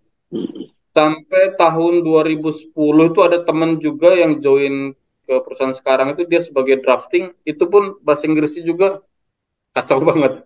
Tapi karena dia drafting tukang gambar, karena yang penting gambar tekniknya bagus, nggak banyak komunikasi, oke lah. Jadi ya itu sih, kalau untuk ke perusahaan nggak begitu tinggi requirement-nya, kecuali kalau kita kerja sebagai akademisi mungkin apply jadi Berarti guru. bahasanya berarti tidak perlu bisa bahasa Arab itu ya kan? Kemudian Iya, bahasa Inggris pun tidak harus yang advance ya, yang penting basic dan you understand, I understand itu udah cukup ya. Iya. Oke. Ini coming, you here, you there. Oke. Oke. Ini ada yang nanya Pak Ahmad Afrian. Pak Ahmad Afrian masih ada di Ada. masa online? Ada. Halo Pak Bibi. Kedengeran ya saya? Ya, silakan. Oke, silakan Pak Ahmad Afrian. Assalamualaikum warahmatullahi wabarakatuh. Saya Ahmad Afrian. Mau nanya aja Pak, ini mengenai umur ya, tadi mungkin ada dijelasin. Nah, pertanyaan saya muncul lagi nih dari sini, ada pertanyaan lagi tentang opportunity-nya lebih mudah dari mana sih untuk apply ke luar negeri itu? Apakah dari Lampung atau secara domisili? Kemarin Pak Bevi itu sudah berkarir di Pulau Jawa gitu. Itu yang saya belum tangkap yang itu Pak Bevi. Apakah apply itu udah dari Jabodetabek ataukah dari luar Pulau Jawa? Karena kondisinya sekarang ini saya masih di tanah kelahiran ya, masih di Lampung. Belum mau ke sana, tapi kan kayaknya lebih dekat, lebih banyak opportunity-nya untuk melamar ke luar negeri itu kan dari kota besar ya Pak Bevi ya. Ya, betul, dekat lokasi tes relatif lebih banyak di situ. Itu aja sih Pak Bevi. Ya, kalau untuk domisili apakah di daerah mana ya, seperti yang saya sebutkan tadi untuk apply itu, dan saat diseleksi CV kita itu ada shortlisted, ada yang walk-in. Kalau yang untuk shortlisted itu pengalaman saya itu dikasih tiket. Banyak teman yang dari Kalimantan, dari Aceh, mereka tuh diundang, dikasih tiket pesawat, dikasih penginapan, hotel, akomodasi. Jadi yang utama itu skillnya industrinya tuh cocok memang dengan posisi yang dilamar. Seperti tadi yang Coach Tama tadi bilang itu benar-benar yang sesuai industrinya, background industrinya dan pengalamannya sesuai dengan yang posisi yang dilamar. Karena kan mereka keluar uang tuh. Ngapain kalau mereka bayarin tiket buat kandidat jauh-jauh kalau nggak sesuai industrinya. Kemudian kalau untuk domisili ya memang ada nilai plusnya bagi yang walk-in. Kalau yang walk-in kan ada cepet nih dengar beritanya kalau lokasinya dekat Jakarta bisa langsung berangkat hari itu juga. Kalau yang dari daerah luar ya memang cukup berat perjuangannya sih. Tapi ya seperti yang saya ceritakan tadi di awal, saya tuh ikut dari tes PLK itu bukan hanya di Lampung, di Jakarta, Palembang, Surabaya. Jadi ya memang bukan domisili sih utamanya. Yang kita utamakan itu skillnya dan industrinya. Karena kalau untuk domisili kan ada berbagai cara, nggak cuma agensi aja. Bahkan kalau saya sekarang setelah saya di Qatar ini bukan dari agensi, saya banyaknya di kontak headhunter. Jadi selama saya 16 tahun di Qatar tuh hampir tiap tahun saya interview itu di kontaknya dari headhunter. Dan saya tuh dikasih tiket buat ke negara lain, misalkan ke Bahrain atau ke UAE, itu mereka yang sediakan tiket. Jadi ya yang penting itu skillnya dan industrinya kalau kita sudah experience ya. Domisili ya mungkin ada nilai plus tapi kalau udah di global kayak gini domisili mungkin udah nggak begitu halangan ya. Oke Pak, terima kasih Ya, untuk jawabannya. sama-sama. Mungkin tambahan buat dari saya ya. Rajin-rajin nyari informasi kesempatan itu gitu. Walaupun domisili dimanapun, rajin-rajin aja biar nggak salah saingan dengan wilayah-wilayah yang kota besar lainnya yang mengadakan walk-in interview gitu. Cari informasi sebanyak mungkin, makanya benar-benar relasi atau jaringan itu penting banget. LinkedIn, terus semua kita jaringan kita emang sesuai Jatayu. Jatayu, yes. Oke. Karena saya kan pernah share. Saya pernah share juga di grup Jatayu kan saya perlu tim procurement buat di tim saya. Nah, waktu saya share itu ternyata dari tim Jatayu nggak ada yang kasih CV ya. Sudahlah, berarti mungkin karena memang jarang procurement yang di Jatayu juga. Ya oke, karena memang buat waktu itu saya perlu tim saya karena yang untuk kontraktornya sudah habis kontraknya ya, jadi perlu cepat. Dan dari perusahaan waktu itu dari perusahaan waktu itu dia nggak masalah mau dari apakah yang stay di Qatar atau dari Indonesia karena perlunya urgent untuk handle project biar langsung. Tapi ya itu cari yang experience jadi terima langsung tancap gas gitu. Oh, kan makanya rajin-rajin cek di Jatayu Group ya, grup WA kita.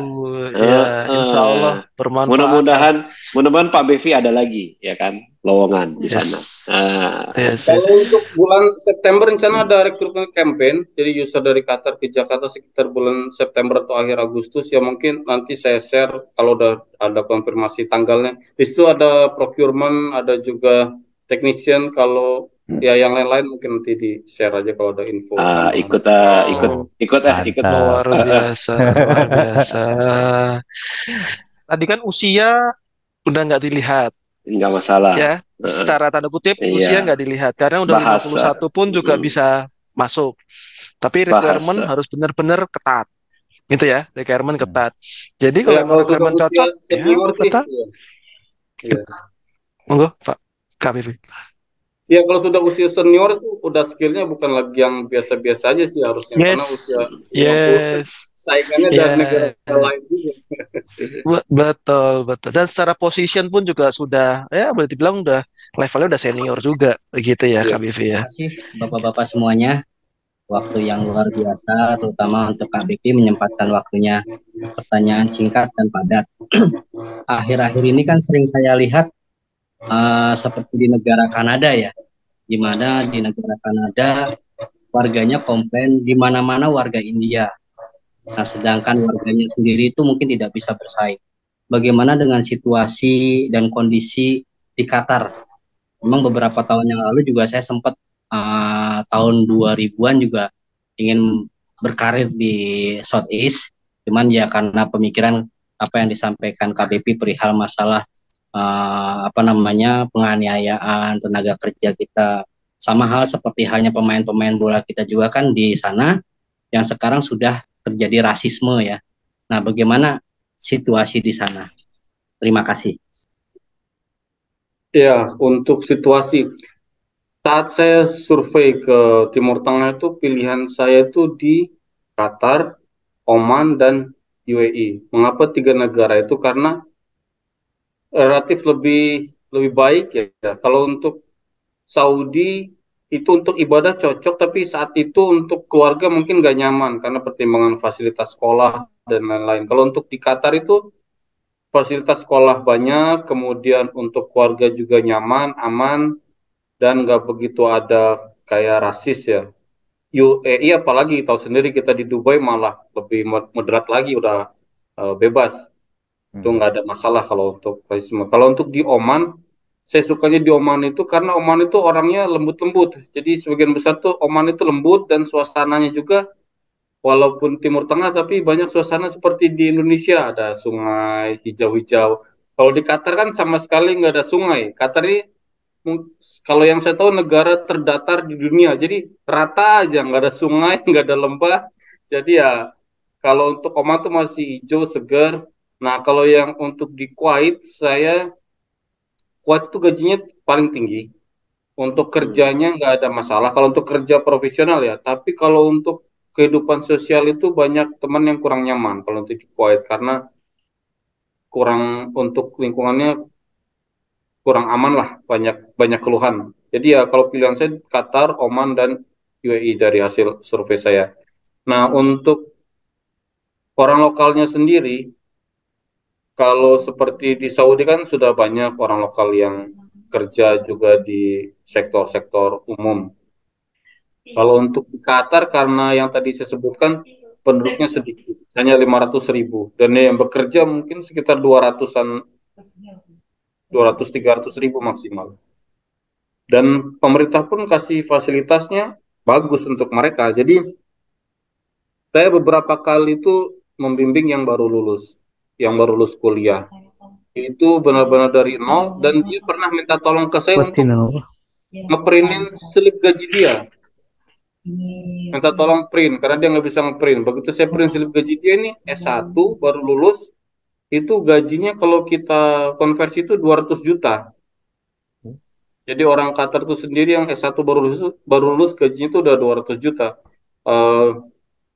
Nah, jadi kalau untuk seperti di Kanada iri dengan India sih, kalau mereka enggak, karena mereka ya malah senang udah kalau kamu kerja ya kebenaran mereka tinggal jadi bosnya aja, malah karena ya fasilitas mereka udah di atas dari ekspat, jadi ya nggak ada kecemburuan. Itu sih kalau dari pengalaman saya.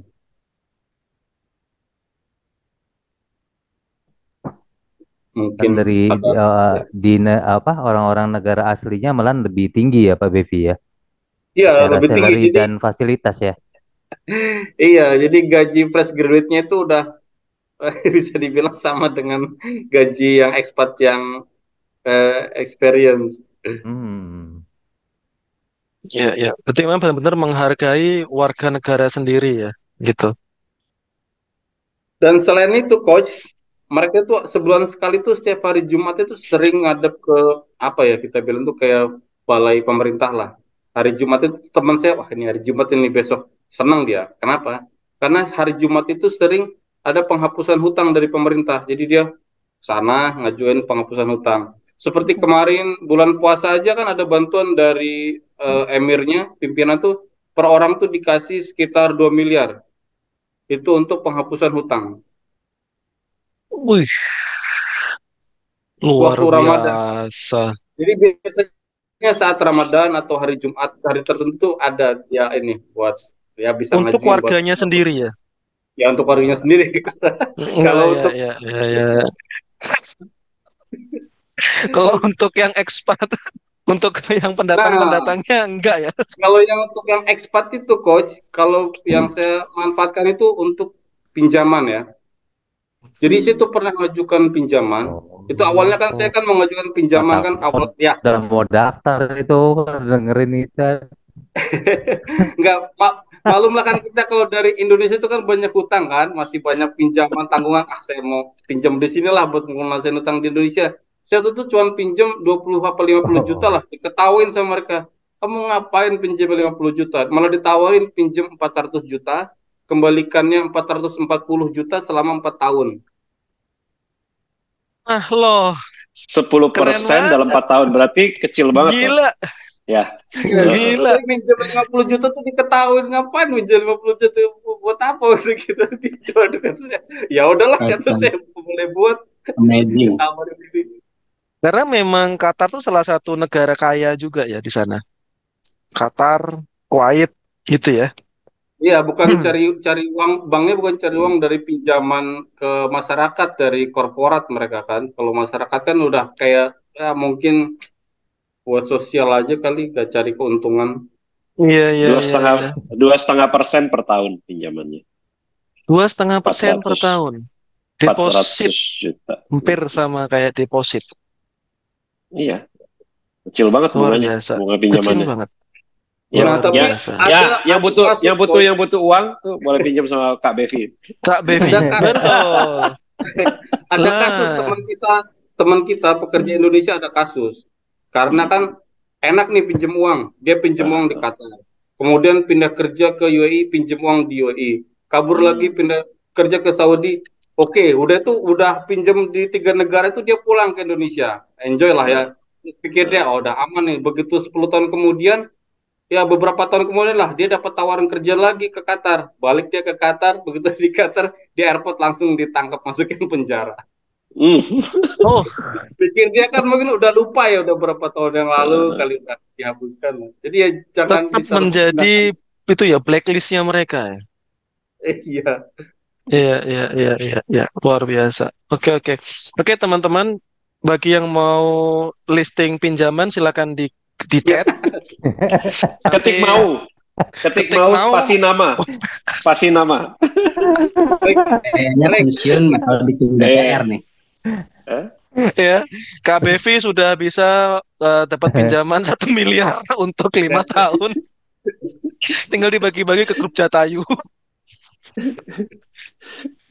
Luar biasa. Oke, oke, oke. Ya, jadi itu negara yang benar-benar yang luar biasa menghargai warganya ya, gitu. Tapi karena memang negara itu negara yang sudah kaya, sudah makmur, bahkan fresh graduate-nya sangat dihargai sekali, sampai levelnya sudah hampir expert dibanding hampir sama dengan expert gitu kan. Nah, oke, oke, oke, luar biasa. Ya, ya. Dan saya setuju kalau Qatar dan Oman itu salah satu negara yang paling kondusif untuk kita bekerja di sana, karena sedikit cerita, saya juga dulu pernah hampir itu dapat tawaran, tetapi tawarannya harus kerja di cepu migas dulu, migas cepu dulu untuk belajar 1 tahun dulu gitu. Tapi pilihannya adalah mau pilih Astra atau cepu migas. Pada saat itu prestige Astra itu lebih tinggi daripada migas pada saat itu. Jadi akhirnya ya saya pindah. Saya memilih pilihan itu sampai dengan sekarang. Jadi teman-teman, ya pilihan itu ya dinikmatin gitu kan. Tapi benar, kesempatan memang kita harus susun dulu rencana kita, persiapannya, kita mau fondasinya, kita mau apa gitu kan, untuk kita tujuannya kemana gitu. Tujuannya kita patok, kita harus cari tahu, siapkan fondasi-fondasi untuk capai tujuan tersebut. Keren. 3 tahun nyeplok sana, BLK lah, cari informasi inilah, sampai sekian kali interview, practice doing semuanya, dan akhirnya sekarang menikmati lah apa yang sudah kerja keras yang kemarin. Luar biasa Kak Bevi, luar biasa. Dan teman-teman, sekali lagi, usia tidak pengaruh, requirement-nya harus ketat. Syarat-syarat HRD harus punya rumah, punya mobil, punya SIM. Nggak ada. Interview user langsung teknis, itu luar biasa. Nggak ngomongin background, kamu laki-laki mau kamu perempuan, yang penting requirement masuk. Nggak tahu, kalau gender nggak ada masalah ya? Ini belum dibahas nih. Gender menarik gimana? Nih gender ya. Menarik ya gender ya. Tapi sebelum ke gender, sedikit tambahan coach, untuk di Qatar atau perusahaan pemerintah kan nggak hanya oil and gas. Oke lah, itu oil and gas yang terbesar, tapi ada bidang lain, ada Qatar University, ada Qatar Airways, kemudian ada juga untuk FMCG ya. Kemudian ada dairy produk kayak pabrik susu lain-lain. Jadi ya untuk perusahaan pemerintah itu, kalau namanya perusahaan pemerintah itu dia gajinya bisa dibilang samalah standar. Apakah dia di oil and gas ataupun dia di misalkan di university itu fasilitasnya dan gajinya kurang lebih sama. Jadi ya nggak usah khawatir kalau kita bukan di oil and gas, tetap aja banyak peluang di bidang lain.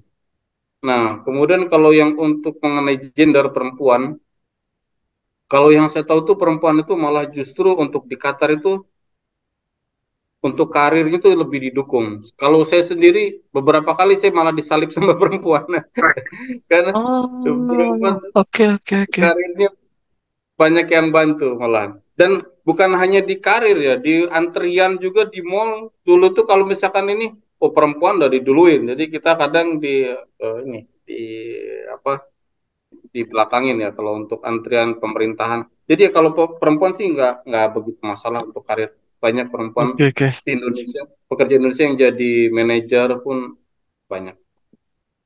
Dan tetap apa namanya sesuai dengan requirement tersebut. Hanya kesempatannya lebih gitu ya dibandingkan laki-laki gitu ya. Kesempatan Iya, untuk karirnya itu apa namanya mungkin agak spesial karena mungkin ya Rasulullah memuliakan wanita gitu kan, memuliakan orang tua wanita gitu ya. Mungkin apa namanya dasar itu yang membuat wanita lebih mulia di Qatar gitu kan, lebih dimuliakan. Oke, ini luar biasa. Jadi satu lagi, gender nggak ada masalah, usia nggak ada masalah, requirement harus ketat gitu ya. Santai tadi Mbak siapa tadi? Nggak ada pertanyaan mengenai udah punya pacar, sudah nikah. Itu mungkin kalau menikah ya sudah menikah atau enggak mungkin ya karena memang nanti akan ada benefit untuk tambahan kalau sudah menikah iya, mungkin ya iya. gitu ya Pak KBV ya karena akan Iya. nanti akan terkait dengan benefit yang akan dia terima seperti itu. Hal-hal lain yang ada di Indonesia kemungkinan juga nggak akan ditanyakan gitu kan ya nomor BPJS punya utang pinjol atau pintar loh ada loh apa namanya kayaknya gini akan jadi pembahasan minggu depan atau minggu depannya lagi nih Pak Aceh mengenai requirement menarik loh Pak Aceh requirement perusahaan yang sebenarnya dikatakan ya nggak perlu amat sih sebenarnya Pak.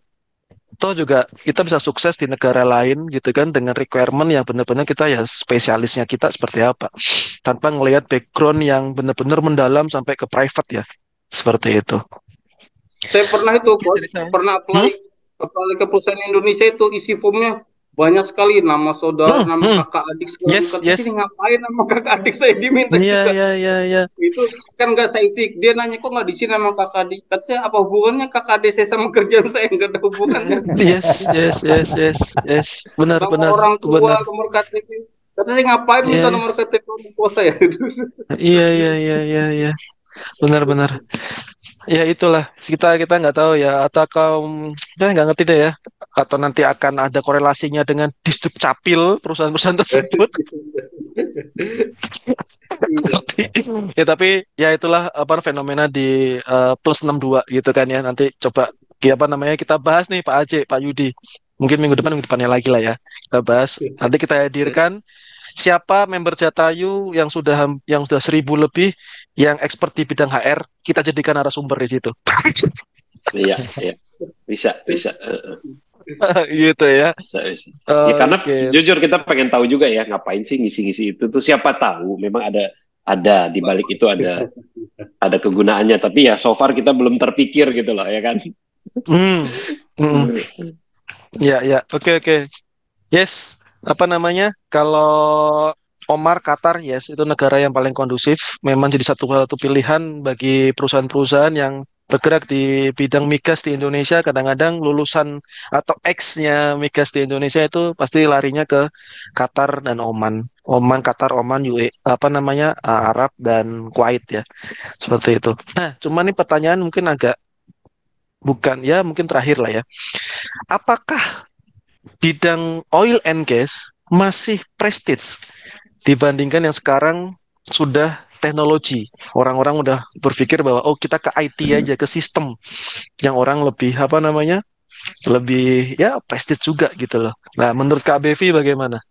Monggo. Oh, betul, menarik ini. Kan gencar-gencarnya IT startup, ya kan? Perusahaan-perusahaan startup banyak kemudian oil and gas ini menarik gak ya? Kalau saya sering kali lihat di LinkedIn itu ada oil. Oil itu kan mengapa kita nggak bisa lepas dari oil? Karena oil kan banyak banyak sekali turunannya. Turunan berbagai produk oil. Kemudian gas juga. Nah, kalau untuk di Qatar, karena saya kerjanya di petrochemical, Qatar itu sekarang kan pengekspor nomor 1 gas di dunia. Dan kemudian cadangan gasnya juga besar yang akan dieksplorasi. Dari gas sendiri itu juga turunannya banyak. Salah satu contohnya pupuk urea. Qatar ini termasuk produksi pupuk urea terbesar yang sama sekali nggak punya sawah. Jadi saya tuh sering ketemu perwakilan dari Indonesia yang ke Qatar buat beli pupuk dari Qatar. Karena kenapa? Qatar harga pupuknya lebih kompetitif, lebih murah karena dia gasnya murah. Karena gasnya kan pupuk urea itu dari gas. Jadi gas itu juga banyak turunannya, ada untuk pupuk, kemudian kalau yang saya di petrochemical untuk biji plastik ya, untuk pelet, LDPE, LLDPE. Nah, kalau menurut saya dari kedepannya itu ya masih potensinya masih bagus untuk 50 tahun, 100 tahun ke depan tuh masih bagus. Kalaupun kita masih hidup 50 tahun atau 100 tahun lagi. Karena ya petrochemical dan gas itu berkaitan sih. Itu kalau menurut saya, karena saya di bidang itu ya, mungkin kalau yang di bidang lain ya pandangannya sih berbeda. Ya, itu dari saya. Mantap. Jadi kan rata-rata usia di Jatayu itu kan antara 30 sampai 40. Berarti kalau kira-kira 50 tahun lagi ya usia kita 90 atau 80 ya. Kan gitu. Jadi masih oke, masih potensi apa namanya industri yang karena kan oil and gas kan termasuk sumber daya alam yang tidak terbaharui ya. Gitu. Ya. Jadi pasti ada ini untuk sampai dengan sekian puluh tahun ke depan, sekian puluh tahun depan begitu ya. Gitu. Jadi selama itu masih digunakan untuk keseharian, jadi itu masih ada kebutuhan, ada demand, dan pasti ada supply-nya juga.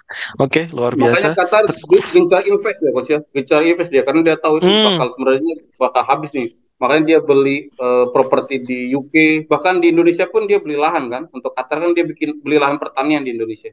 Jadi untuk Ya. karena mereka kan sedikit penduduknya. Kalau nanti nggak ada gas, kasih makannya dari mana? Bahkan dari Qatar pun gencar juga investasi Indonesia untuk perkebunan. Dan terakhir yang saya dengar dari pabrik susunya juga kerjasama dengan PTPN. Jadi dia udah mulai menyiapkan pivot industri, core industrinya mereka ya, karena yakin bahwa oil and gas itu pasti akan turun dan dia akan siap untuk berubah dan berubahnya adalah ke agraris, seperti itu ya. Ya. Ya.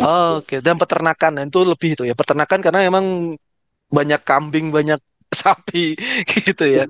Dia kan lagi ada proyek penghijauan gurun pasir karena teman saya sendiri itu ekspor pupuk kandang ke Qatar itu bertonton karena ya itu untuk penghijauan gurun pasir. Gurun pasir ya. Dan banyak Luar juga biasa. engineer ahli pertanian dari Indonesia yang di-hire. Saya ketemu beberapa ahli pertanian dari Indonesia yang direkrut untuk kebunan. Oke. Jadi kalau mau flashback, katalah saya usia di kepala 4. Kalau saya ngikutin dari Kak Bevi, 6 tahun baru dapat yang sesuatu yang luar biasa. 6 tahun ya, Kak Bevi ya, kalau nggak salah. Apa 3 tahun? Sorry, tadi perjalanan. 3 tahun. 3 tahun. Berarti saya ditambah 3 tahun ke depan, mungkin saya bisa setidaknya gitu ya, setidaknya. Jadi masih kepala 4 juga ya gitu. Dan itu masih diterima kalau memang cocok requirement-nya terhadap yang mereka butuhkan seperti itu. Jadi usia itu kan 3 tahun 6 tahun kan karena saya yang IQ-nya pas-pasan. Kalau yang cerdas kan banyak yang mereka sekali apply langsung berangkat. Ini kalau ngelawan sama ilmu padinya kuat ya susah. Enggak kan banyak coach yang sekali apply langsung lulus. Kalau saya kan perlu berkali-kali. Iya. Yes. Dan sekali lagi untuk fresh graduate ada kesempatan, hanya caranya agak beda. Begitu ya. Beasiswa, kalau emang punya keluarga yang udah kerja di sana, itu kesempatan yang besar juga. Yang mesti ada kesempatan tetapi jalurnya beda. Namanya fresh berarti belum ada pengalaman, carilah pengalaman melalui beasiswa di sana. Gitu. Dan yang sudah experience, berarti siapkan fondasinya untuk menyesuaikan, untuk kita bisa cocok, align, selaras sama requirement yang mereka minta. Dan kebanyakan mereka teknisi ya, technicalnya ya. Dan jarang untuk yang seperti procurement, supply chain lah, warehouse, itu banyak juga nggak sih? Oh, sebenarnya peluangnya ada kok. Cuman dari kitanya itu banyak yang mundur. Ah, bahasa Inggrisnya. Saya ketemu orang-orang HR dari Indonesia, ketemu juga data analis, kemudian corporate secretary ada. Tapi ya sebagian besar itu apa ya? Kayaknya kemauannya kurang sih. Karena di Indonesia juga udah nyaman lah kerja di kantoran. Mungkin di Indonesia juga enjoy di kantor ngapain deh. Iya, iya, iya, iya. Jadi Kalau bukan teknisi warrior kan ya. di lapangan kita udah susah nih di lapangan lah pengen cepet-cepet kabur. Oke. Teman-teman tadi minta maaf, chat yang tadi mungkin sudah hilang gitu ya, nggak kerekod di karena kita link yang baru. Mungkin ada yang tadi ada chat yang kelewat di kami. Silakan raise hand aja sebelum kita selesaikan dengan sangat damai hari ini, malam ini. Oke, ada yang mau raise hand karena chatnya tadi itu? Mas Galih, ayo open mic lah. Halo Dan, selamat pagi. Ya, Jenderal, monggo. Semangat pagi. Ya, Dan, mau tanya nih. Halo, ayo, gak apa Mas Galih, monggo. Sorry. Apa namanya? Lagi trouble dikit nih. Oke, Dan, mau nanya Dan. Untuk tadi saya udah sempet nanya di grup tuh ya, chatnya. Jadi untuk apa ya, Bang Happy. Selamat malam, Bang Happy. Selamat malam ya. Iya, ini mau nanya untuk apa namanya kerja di luar negeri. Jadi kan kalau saya lihat ya, sama beberapa teman-teman saya yang udah pernah di sana. Balik ke Indonesia lagi tuh dia selesai kerja di luar negeri. Nah, itu kesulitan untuk dapat pekerjaan di Indonesia. Padahal dengan apa ya dilampirin di CV-nya, wah lulusan dari ini, lulusan dari kampus ini pernah kerja di luar negeri, bla bla bla. Ujung-ujungnya balik ke Indonesia jadi susah gitu. Apakah hal itu jadi lazim atau enggak sih? Saya mau tahu gitu karena beberapa teman-teman saya makin ke sini makin ke sana gitu. Ya paling itu aja sih, pertanyaan simpel aja. Oke. Karena ngelihat kondisi teman-teman banyak teman-teman saya yang seperti itu sekarang. Makasih Bang. Ya, makasih.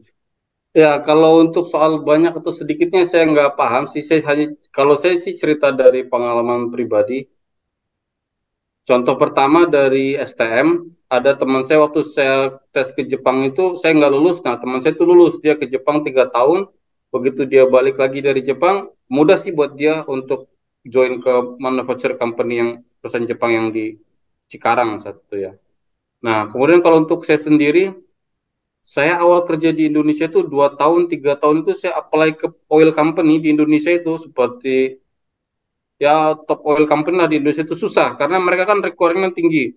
Kamu harus top university, IPK sekian, kemudian harus juga oil company dari background juga. Nah, pengalaman saya setelah saya ada di petrochemical di luar negeri, saya pernah apply 2 kali saya apply itu dipanggil. Bahkan saya disiapin tiket pesawat dari Qatar ke Kalimantan dan seminggu di Kalimantan. Itu yang saya rasakan sih mudah karena saya punya pengalaman di luar negeri yang mereka pertimbangkan. Hanya mungkin saat di nego gaji mungkin nggak cocok. Jadi kalau itu ya kembali ke pengalaman masing-masing ya dan skill masing-masing orang.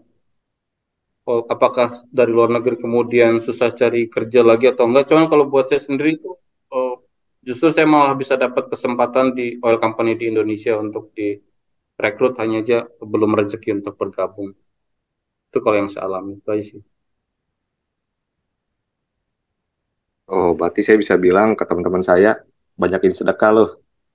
Ya. Biar lancar urusan. Mungkin gitu kali ya. Banyakin sedekah.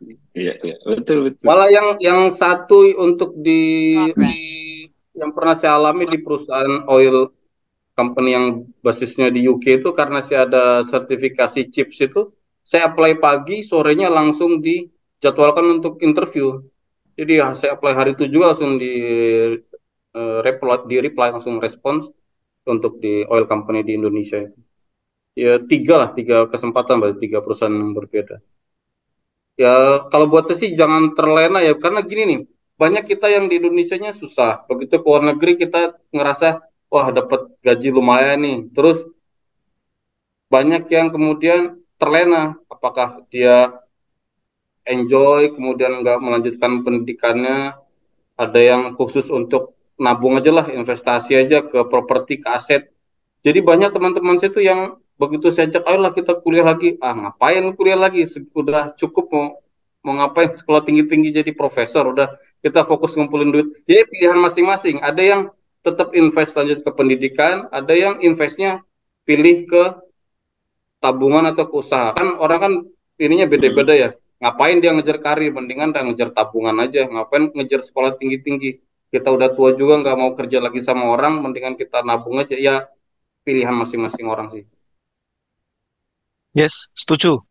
Pilihan orang, dan itu bukan menjadi sesuatu yang baku buat kita. Oh, lulusan dari apa namanya?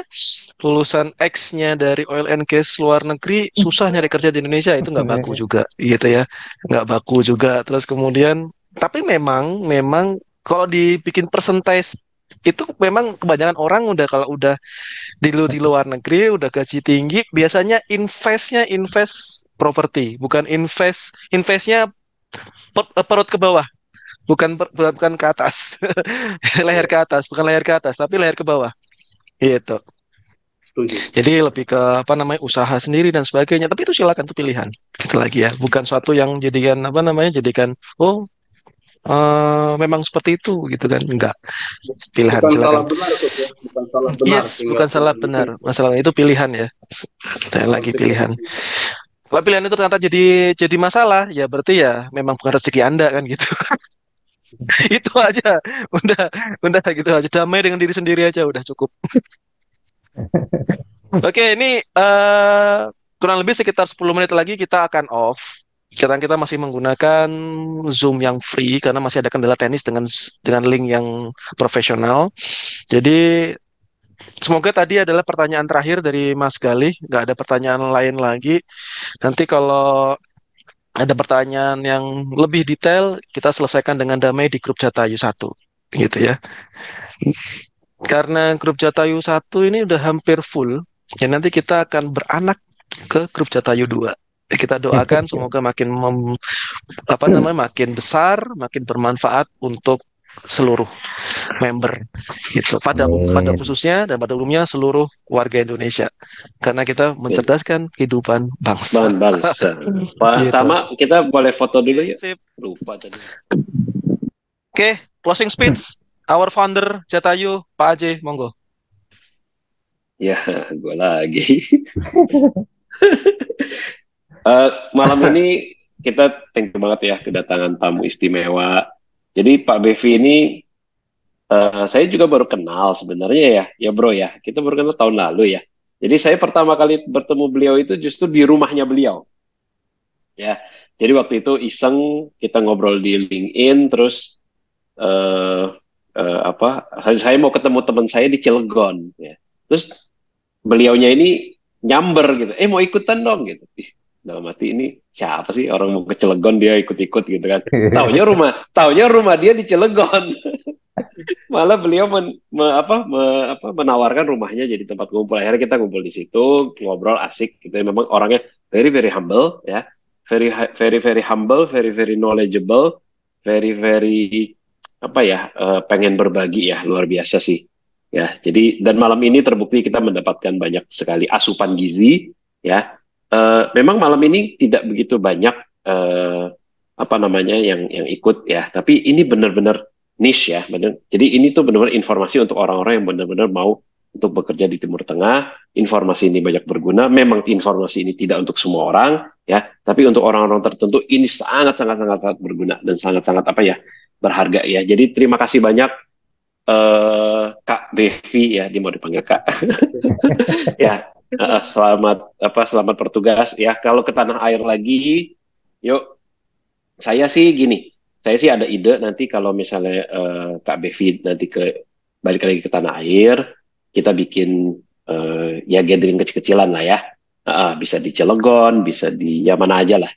Ya nanti kita bikin kayak gitu, kita taruh di Jatayu ya. Pembahasannya nanti ya itu terutama teman-teman yang mau pengen bertanya ya, pengen gimana sih rasanya bekerja di luar negeri ya. Nanti kita bikin ya sambil kopi-kopi asik.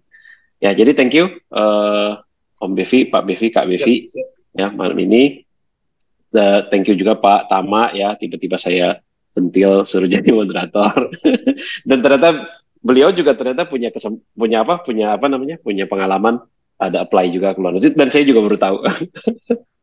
Ya, nah ya sekali lagi ya Jatayu sudah WA grupnya sudah mau penuh, nanti kita bikin ya. Thank you banyak sekali, terima kasih buat teman-teman antusiasmenya ya.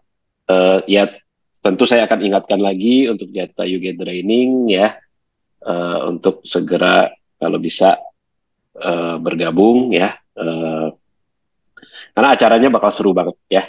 Ini bakal jadi gathering kita yang pertama ya di Jatayu, dan yang unik ya, beda, kita nggak mau duduk kongko ngopi-ngopi biasa ya. Kita ada ilmu di situ, ada networking, ada lunch bareng ya, pokoknya seru lah acaranya ya. Itu aja dari saya. Thank you teman-teman semuanya, selamat bekerja lagi minggu depan ya dengan semangat baru ya. Yang mau benar-benar bekerja di luar negeri, terutama Timur Tengah, ayo ya tetapkan hati ya. Apapun pertanyaan boleh drop di WA grup kita, dan saya juga yakin Pak Bevi atau Kak Bevi di sini tidak akan keberatan kok kalau kita japri langsung beliau ada di WA grup kita juga ya. Oke, jadi thank you teman-teman, selamat malam semuanya, selamat menikmati the rest of hari Minggu yang sebentar lagi selesai. Senin kita bekerja lagi dengan semangat baru. Siap. Terima kasih. Izin thank you semuanya. Ya, thank you. Terima kasih semuanya. Kak Bevi, terima kasih. Terima kasih Pak semuanya Pak. Terima kasih. Thank you.